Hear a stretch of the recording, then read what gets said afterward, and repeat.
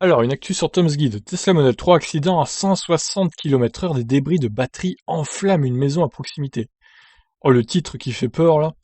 Un accident d'une Tesla Model 3 lancée à 160 km/h a violemment projeté des débris de la voiture électrique en direction des maisons aux alentours. Des cellules de batterie ont même enflammé une maison située à proximité de l'accident. Ah mais regardez, l'arrière de la voiture est perpendiculaire à la voiture, à l'avant quoi. Mais what the fuck? Une Model 3 a été réduite en épave après que son conducteur en ait totalement perdu le contrôle. Selon les premiers rapports de la police de la ville de Corvallis, dans l'Oregon, le conducteur a fait un excès de vitesse puisqu'il roulait à 160 km/h. Cet accident est survenu seulement après quelques jours, après l'énorme crash donc, à 220 km/h qui a été filmé par une Tesla Cam en Californie. Alors ça, bon, 220, ça me paraît un peu bizarre sur cette vidéo aussi. C'était marqué 137. Alors vous me dites dans les commentaires, c'est peut-être 137 miles? Possible. Bon, revenons à cet accident du coup. La Model 3 quittait la route avant de heurter un poteau électrique, deux arbres, puis de s'immobiliser contre un boîtier de raccordement et de répartition téléphonique. Aussi grave et impressionnant que cet accident puisse être, le conducteur Dylan Mailota, merci Windows de me pourrir mes vidéos, s'en est sorti presque indemne. Il avait pris la fuite à pied, mais il a été retrouvé à 3 pâtés de maison avant d'être emmené à l'hôpital. Il était sous l'influence de cannabis et il présentait seulement des blessures mineures. Par contre, l'accident s'est révélé plus dangereux pour les maisons voisines, dont une qui s'est enflammée. Alors, c'est étonnant, hein, parce que normalement, les batteries elles sont censées être bien protégées dans un caisson étanche et hermétique. La police a effectivement expliqué que les dégâts causés par la collision ont projeté les cellules de la batterie de la Tesla en direction des deux résidences différentes. De deux résidences différentes. Les fenêtres des deux maisons ont été brisées. Dans la première maison, une cellule de batterie a directement atterri sur les genoux de quelqu'un. Mais quoi? Mais j'imagine la scène, c'est surréaliste, quoi. Cette personne a dû avoir très peur avant de réaliser de quoi il s'agissait. Donc là, on a la cellule en question, du coup.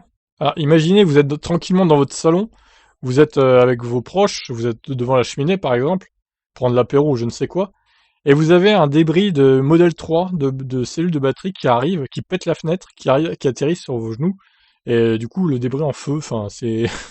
What? Alors là, franchement, j'en ai lu des histoires insolites, mais celle-là, ça fait fort, hein. Ce fut encore plus impressionnant dans la deuxième maison. Une cellule de batterie a atterri sur un lit. Les draps se sont alors immédiatement enflammés. Putain, mais même dans un film, ils auraient pas osé mettre un scénario comme ça, hein. Heureusement, le feu a rapidement été maîtrisé et il n'y a pas eu de dégâts additionnels. La batterie de la Model 3 2020 est composée de milliers de cellules qui pèsent chacune environ 69 grammes. Vous comprenez donc pourquoi les cellules ont été projetées dans toutes les directions au moment de la collision.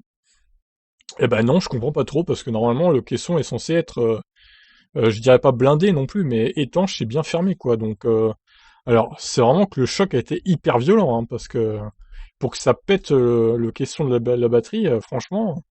Donc après, ils nous font cliquer sur leurs articles, comme d'hab, chez Tom's Guide. Alors, de plus, les autorités locales ont également rapporté qu'un pneu s'est violemment arraché à la Model 3, de la Model 3, pardon. Il a frappé le revêtement du deuxième étage d'un complexe d'appartements à proximité avec une telle force qu'il a rompu les conduits d'eau dans le mur, détruisant la salle de bain de l'appartement, inondant également la partie inférieure de l'appartement. Mais quoi? Oh là là, mais c'est incroyable cet accident, mais c'est juste monstrueux, quoi. En fin de compte, ce terrible accident a causé plus de peur que de mal. Alors dommage qu'on n'ait pas de vidéo, hein, parce que j'aurais été curieux de voir quand même, hein. Alors je dis ça parce que le conducteur va bien, évidemment, il serait mort, j'aurais pas dit ça.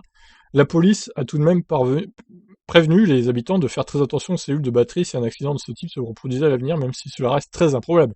Ah oui, quand même là, le concours de circonstances énorme, quoi, hein.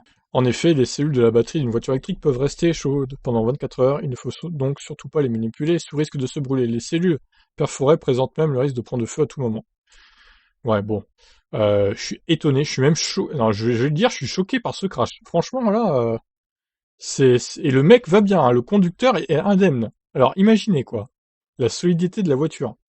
Alors, je suis allé sur thedrive.com, la source. Je sais pas si on a d'autres photos. Non, mais regardez l'état de la voiture, quoi. C'est monstrueux. Ah, alors, il y a d'autres photos. Oh là là, mais... oh, putain, mais c'est un miracle qu'il ait survécu, le mec.